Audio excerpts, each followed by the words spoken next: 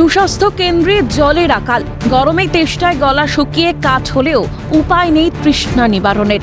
শোচনীয় রাস্তার হালও, বর্ষায় কাদা মাখামাখি হয়ে একেবারে যা তা অবস্থা। কর্দমাক্ত সেই রাস্তা পেরিয়ে রোগী থেকে গর্ভবতী মহিলা সবাইকে ঝুঁকি নিয়ে আসতে হচ্ছে সুস্বাস্থ্য কেন্দ্রে। ছবিটা মুর্শিদাবাদ জেলার ফারাক্কার বাহাদুরপুর গ্রাম পঞ্চায়েতের বাগদাবরা সুস্বাস্থ্য কেন্দ্রের। ঝাড়খণ্ড লাগোয়া পিছিয়ে পড়া আদিবাসী ও সংখ্যালঘু অধ্যুষিত এলাকার বাসিন্দাদের চিকিৎসা পরিষেবা দিতে 2005 সালে বাগদাবরায় সুস্বাস্থ্য কেন্দ্র গড়ে তোলা হয়।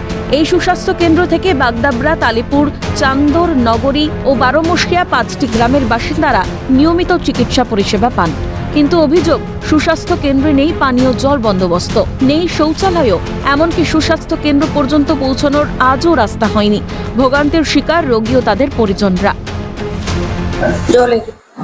জল কি নেই? না, প্রথম থেকে জল নেই। প্রথম থেকে জল নেই। জলের ব্যবস্থা করা হয়নি প্রশাসন তরফ থেকে? করা হয়নি তো। না। আপনি এখন কি করতে এসেছিলেন? আমি তো ট্রিটমেন্ট করাতে এসেছি। চিকিৎসা করতে এসেছিলেন? হ্যাঁ। তো যদি আপনার জল যদি আপনার খেতে হয় তাহলে কি করবেন? যেতে হবে বাইরে, অন্য কোনো বাড়ি যেতে হবে, বা বাড়ি থেকে জল খেতে বাড়ি থেকে দিয়ে আসতে হবে। ওই যে হসপিটাল, ডাক্তার দেখাতে? হ্যাঁ, প্রেসার চেক করতে ডাক্তার দেখাতে। গ্রামের মানুষজন এখানেই আসে? হ্যাঁ, সব এখানে আসে। তো জল নেই এখানে? না, জল নাই বাথরুমে, এখানে তো কুয়ায় নাই। আচ্ছা, তাহলে কোথা থেকে জল নিয়ে? ওরা ওর বাড়ি লোকের বাড়ি থেকে দিয়ে আসে জল। মানে লোকের বাড়ি থেকে জল নিয়ে এসে ওরা জলের পরিষেবা দিচ্ছে? হ্যাঁ। বাথরুম আছে? বাথরুম আছে কি না? আছে, আছে, ও ধুরা নাকি বলছে। বাথরুম ব্যবহার করা যায় না। সুস্বাস্থ্য কেন্দ্রে জল, শৌচালয়ের ব্যবস্থা না থাকায় সমস্যায় স্বাস্থ্যকর্মীরাও। চিকিৎসার জন্য ন্যূনতম স্বাস্থ্যবিধিও মেনে চলা যায় না। বাধ্য হয়েই আশাকর্মীরা কুয়ো থেকে বালতিতে করে জল বয়ে নিয়ে আসেন সুস্বাস্থ্য কেন্দ্রে।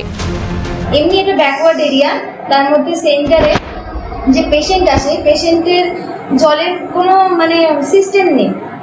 না আমরা আশেপাশে কোথাও থেকে জল পাই, না সেন্টারের মধ্যেও কোনো জলের ব্যবস্থা করা আছে।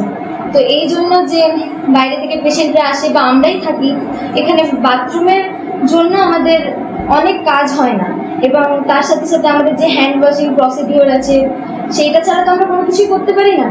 তো পাশের বাড়ির কুয়ো বা বাইরের থেকে আমরা অনেক কষ্ট করে জল এনে সেইভাবে করি। আর এখন তো গরমকাল, সেই জন্য সবসময় সব জায়গায় জল অ্যাভেলেবেলও পাওয়া যায় না। চিকিৎসা করাতে আসা রোগীরা হাসপাতালে সেই জল থেকে বঞ্চিত। কিন্তু কতদিন ভুগবেন রোগী ও তার পরিজনরা? উত্তর অধরা। মুর্শিদাবাদ থেকে শিবা সরকারের রিপোর্ট, ক্যালকাটা নিউজ।